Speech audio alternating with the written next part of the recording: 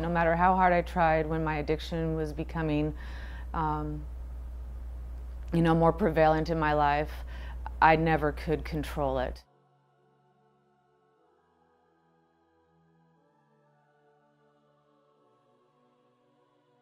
And he said, "When did you last use?" And I yelled, "Last night."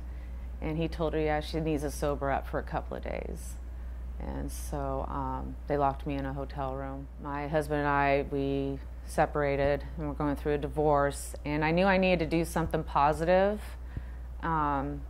keep me occupied instead of going towards something negative. And, I'd get involved with a church or volunteer at an organization or something. And then it hit me one day that no, because if I did that, I'd have to quit smoking marijuana.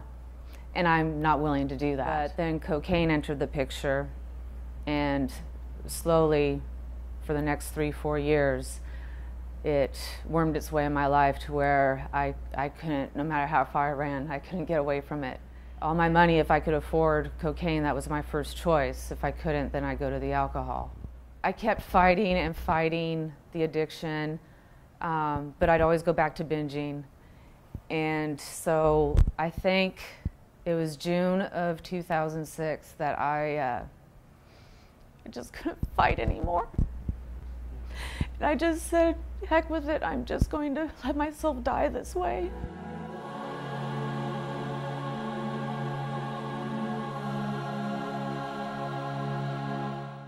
And I just wasn't dying. God he wouldn't let me die no matter how much I asked him. At the end of my addiction, or towards the end before coming in here, I ended up turning into a cutter. I'd cut myself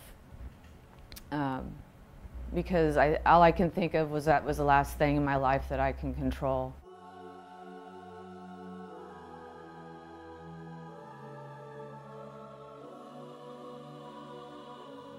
Before coming in the LifeChange, I started getting very serious and really didn't have any, even when I was using, I didn't feel happy or good.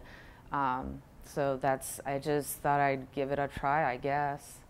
And it didn't hurt, and it did give some sense of release. It's hard to explain. I don't know, it's not like I was trying to kill myself. Not all cutters do it to kill themselves. I guess needed to feel something, needed something else to happen, maybe distract from my craving for cocaine.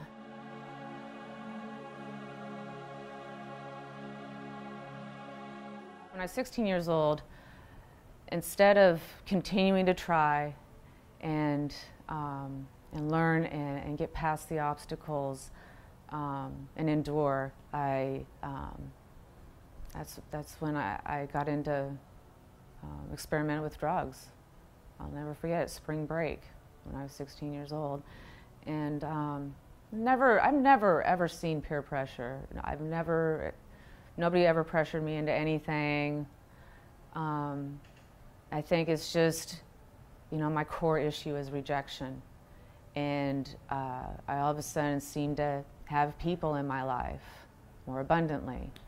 And, they seem interested in me. So, of course, that's attractive, especially when, if your issues are, I believe that in order to survive, I needed to be loved and accepted. And so I sought those things.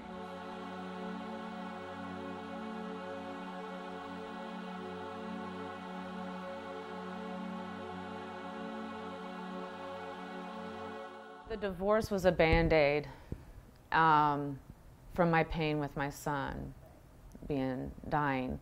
And my son was a Band-Aid for the love and acceptance I didn't feel I got for many years prior to that, since I was a child.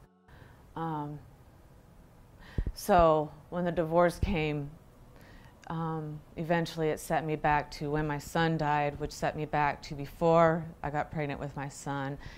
And actually, When my son died, that's when I should have got the help that I'm getting now at LifeChange. But when we're young, we're arrogant and don't feel we need that kind of help because we got many years ahead of us, and it'll come. We believe it'll come. Well, time catches up much differently than we think. When Shannon told me about this place, she said that they'd help me and that I can make friends who understand what I'm going through.